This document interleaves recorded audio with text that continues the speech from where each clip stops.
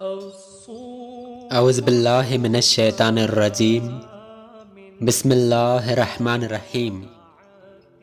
شادی میں ٹال مٹول، مثلاً لڑکی جوان ہے، مناسب رشتہ بھی مل رہا ہے، لیکن رسوم ادا کرنے کو روپیہ نہیں، تو یہ نہ ہوگا کہ رسوم چھوڑ دیں، لڑکی کی شادی کر کے اس کے ہاتھ پیلے کر کے اس بوجھ سے سب کا دوش ہو جائیں اور فتنوں کا دروازہ بند ہو۔ اب خاندانی رسوم کے پورا کرنے کو، بھیک مانگنے کو طرح طرح کی فکریں کرتے ہیں، اور اس خیال میں کہ کہیں سے کچھ مل جائے تو لڑکی کا بیاہ رچائیں، شادی کی خوشیاں منائیں تاکہ برادری میں نام پائیں۔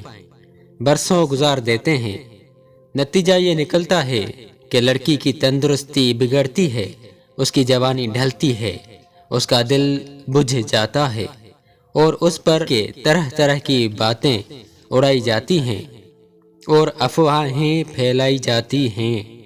رسول اللہ صلی اللہ علیہ وسلم فرماتے ہیں، جب ایسا شخص پیغام بھیجے جس کے خلق اور دین کو تم پسند کرتے ہو تو نکاح کر دو، اگر نہ کرو گے تو زمین میں فتنہ اور فساد عظیم برپا ہوگا۔